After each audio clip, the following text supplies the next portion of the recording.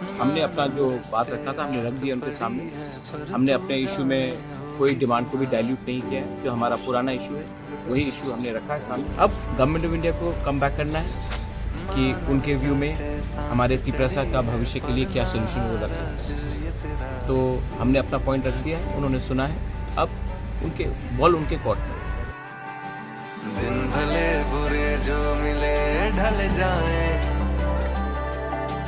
टलते टलते मुश्किलें टल जाए।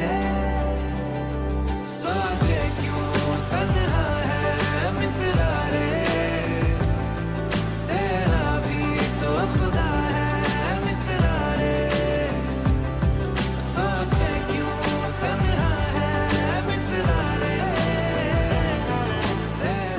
गवर्नमेंट ऑफ इंडिया का संग तो सोल्यूशन लेकर आऊंगा मैं, लेकिन हमको कुछ मिलेगा।